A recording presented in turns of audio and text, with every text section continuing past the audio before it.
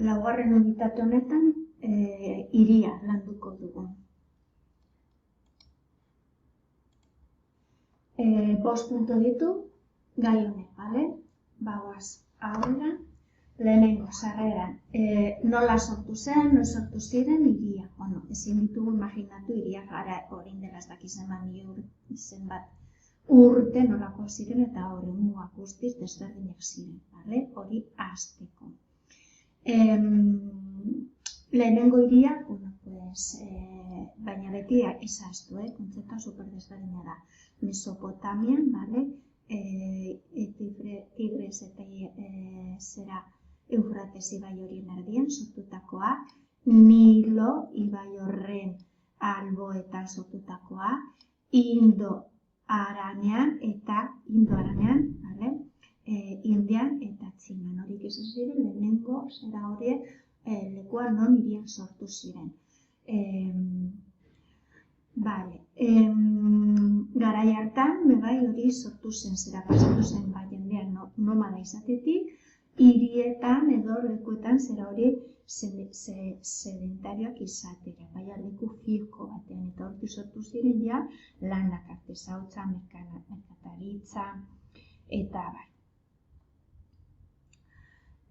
Tradizioiz, biztanle gehienak landatarrak ziren, zer esan nahi du horrek, nahiz eta taldea. Gure ikuspuntua ezin ditugu azarratu, gauza super desberdinak dira, garai hartako hiriak eta gaur egungoa. Baina ja, hiritzat hartu arren, jende gehiena landaretatik bizi ziren, bale? Gaur egunean, munduko biztanleen erdia baino gehiago ja hirietan bizi gara. Eta zein da joera hurrengo urteetarako, gero eta jende gehiago bizitzea hirietan. Hor dituzu, zera hori, nolakoa diren gaur egungoa Mexikoko hiria, hiria, hori dira zera horiek hiri super handia. Eta komentatu duen bezala, jende gehiena hiritarra da. Hor daukazu, zera horiek, batez ere, zera hori ikusten duzuenez, 90 estatu batuetan, Kanadan, Espainian, Frantzian, Europan, Australian, Brasilen, eta jende gutxiago ikusten dira zer dira. Bigarren atalean, kontzeptua eta ezaugarria. Definitzea hiria zer den, zaila da. Ezin dugu esan zera hori, ezin dugu eman definizio bat, ez. Hiri batek izan ditzake funtzio politikoa, imaginazazu, New York, Washington, Gasteiz, Madrid, baina ez bakarrik funtzio politikoak, administratiboak, ekonomikoak, New York ekonomiari begira superimportantea da, Washington funtzio politikoa superimportantea da, Bilbo funtzio ekonomikoa superimportantea, Gasteiz funtzio politikoa eta administratiboa. Erlijioso modua, adibidez, Santiago de Compostela, el Vaticano, hiria, Roma hori dira zera horiek, balio religioso importantea duten hiriak. Beraz, horren multzoa litzateke. Gero, beste kontu bat. Depende zein den herrialde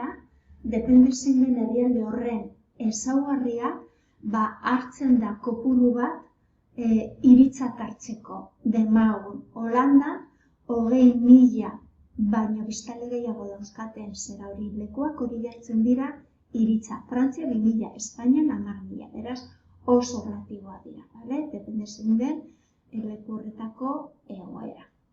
Baina guztietan hori bai errepikatzen dela, jendearen jarduerarik nagusienak hirietan, jende gehiena bizi da industriatik edo zerbitzutatik.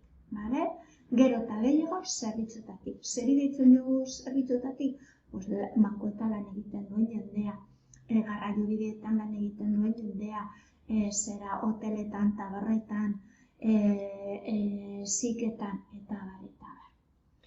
Itxura, nolakoa da, zera hiri horien itxura?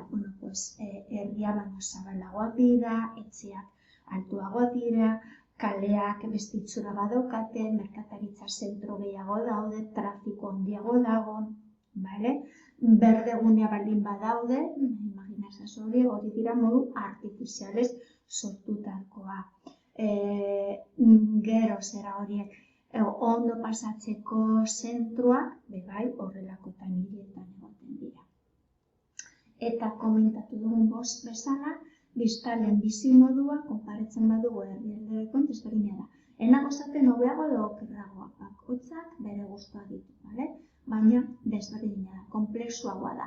Konplexuagoak ez du esan nahi hobeagoa denik, konplexuagoak esan nahi du desberdina. Museoak, emanaldian, kontzertuak, eta bat hor daude. Hau importantea da, hiri baten desberdintzen dugu erdigunea, batez ere Europako hirietan erdigunean. Non, horre esaten dugu, hiriaren bihotza zer ikuspuntuetatik, adibidez, daudelako denda pila, jaktora pila, monumentuan, bankoa, bulegoak, hor dago hiriaren bihotza. Hori da erdigunean. Gero ditugu hurbileko periferia. Hor egoten dira, zera hori auzoa. Non jende gehiena bizi den. Garraio bide sare on bat egoten da, eta hortik jendea desplazatzen da adibidez zentrora.